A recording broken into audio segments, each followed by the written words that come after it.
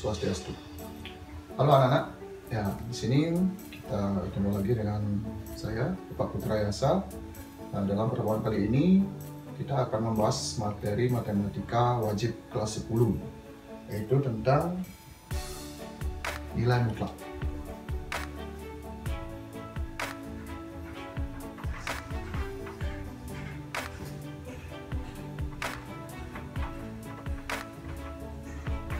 Oke, sebelumnya tentu kalian mungkin sudah pernah mendengar kata nilai mutlak atau mutlak saja.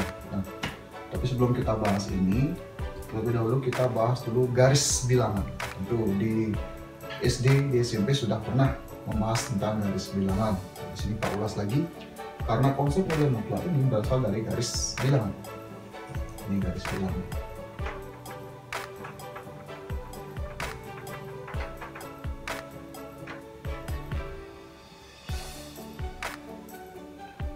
Garis bilangan itu merupakan isinya adalah bilangan bulat. Startnya yang paling tengah itu adalah 0. Kemudian yang di sebelah kanan itu bilangan bulat positif. Jadi mulai dari 1, 2, 3, 4 dan seterusnya. Jadi tak terhingga panjangnya.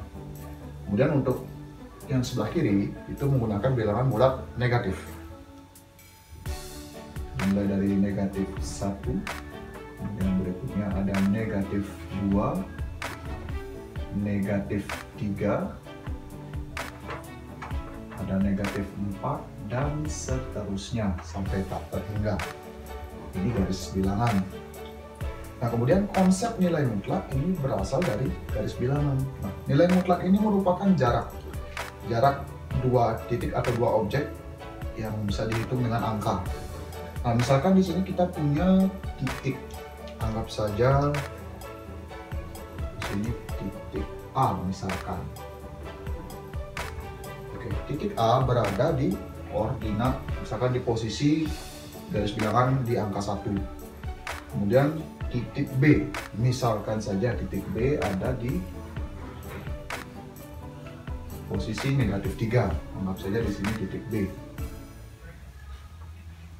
Sekarang yang ditanyakan, berapakah jarak dari A ke B?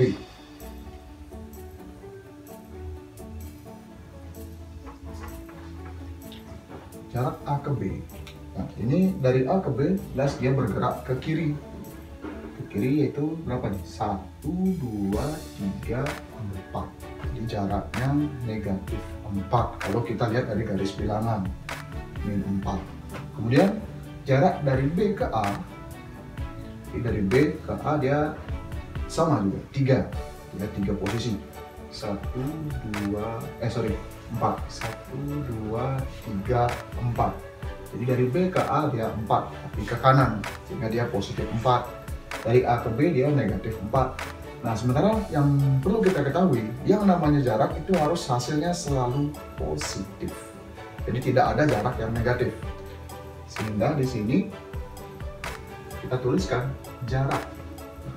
Jarak itu disimbolkan dengan 2 garis lurus, 2 kurung. Dan jarak AB. Kalau kita lihat di garis bilangan, dia dari A, B, dia ke kiri 4. Sebenarnya kalau ke kiri dia negatif, kalau kita mengikuti garis bilangan. Sementara dari B ke A, sama juga 4, dia ke kanan. Di sini disimbolkan jarak AB, bisa juga jarak BA. AB dan BA itu sama. Itu adalah hasilnya 4. Ya, inilah awal mula dari definisi suatu nilai mutlak. Jadi hasil dari suatu nilai mutlak, hasilnya selalu positif. Ya, jadi nilai mutlak hasilnya positif. Oke, itu tadi gambaran tentang garis bilangan. Sekarang kita lanjut ke definisi nilai mutlak.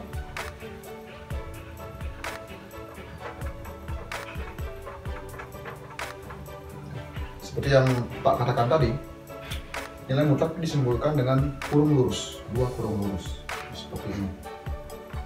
Misalkan suatu bilangan itu kita anggap A. Ini dibaca nilai mutlak A. Nah, ini nilainya bisa hasilnya 2 kemungkinan ya. hasilnya bisa A, bisa negatif A. Dia hasilnya A jika, ini berlaku jika A-nya lebih dari sama dengan 0. Dalam artian A-nya positif. A-nya positif. Jadi jika dia sudah positif, biarkan dia itu. Hasilnya dia dirinya sendiri. Nah, sementara dia hasilnya bisa negatif A. Ini berlaku jika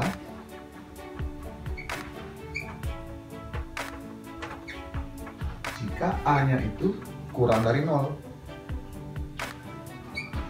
Dalam artian di sini jika A-nya ini negatif.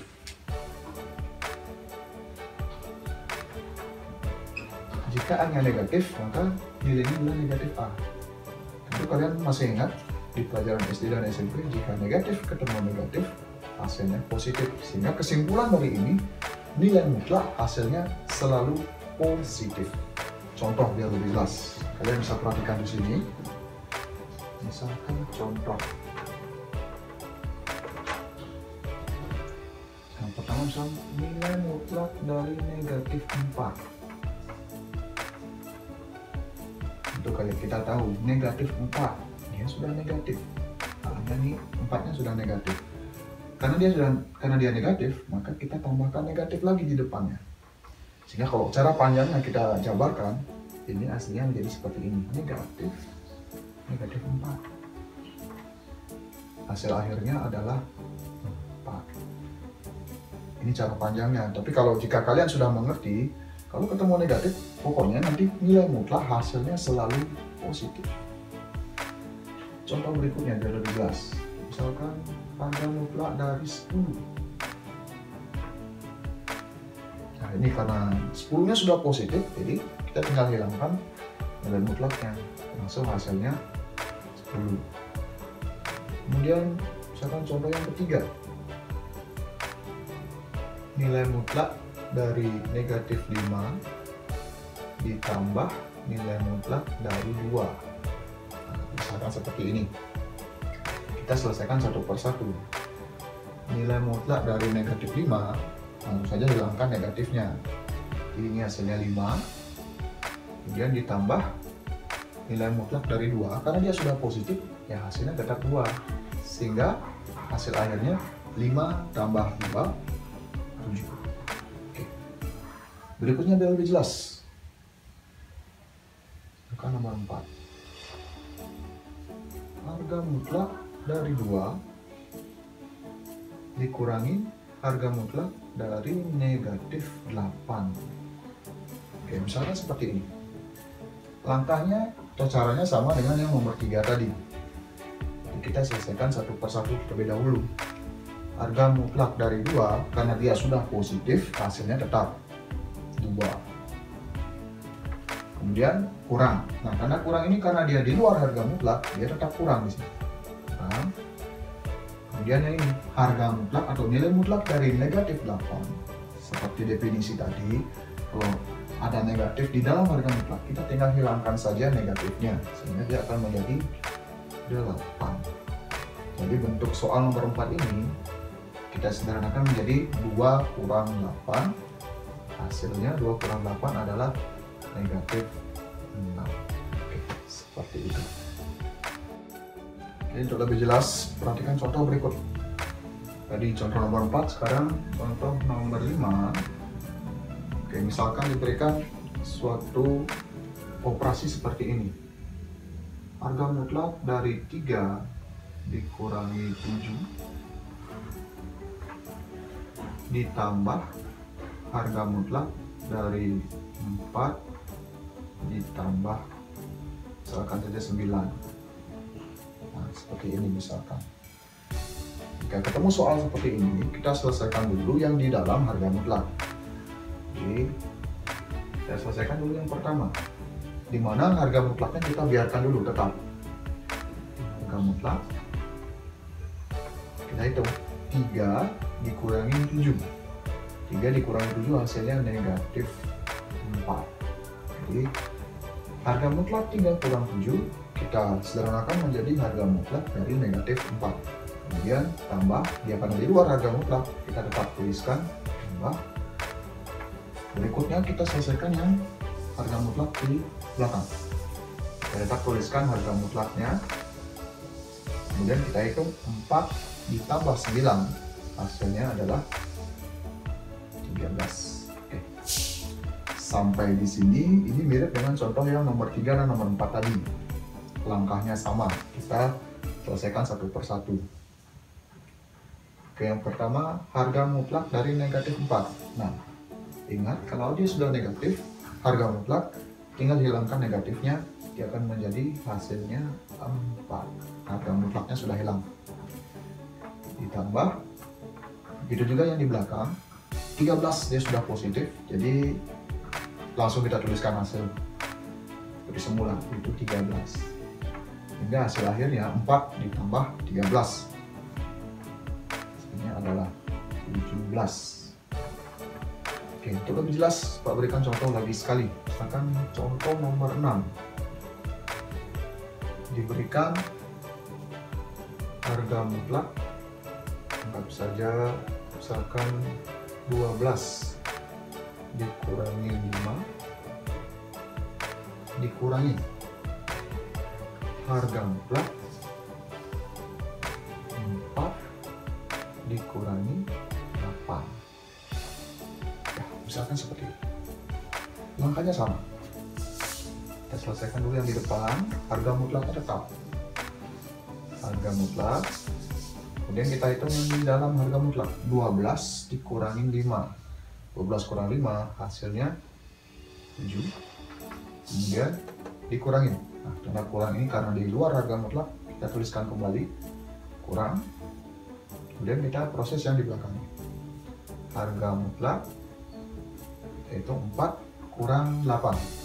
4 dikurangi 8 hasilnya adalah negatif 4. Oke. Nah, sampai di sini kita lanjutkan lagi. Langkahnya sama dengan yang nomor 5 tadi. Harga mutlak 7, ya, hasilnya 7. Dikurangi, kemudian ini harga mutlak negatif 4. Negatifnya hilang, dia akan menjadi 4.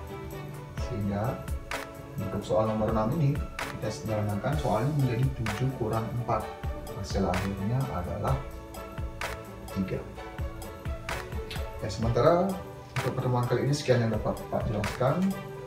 Sampai ketemu di pertemuan berikutnya. Ini Pak tutup dengan Palang Santi. Om Santi Santi Santi Om.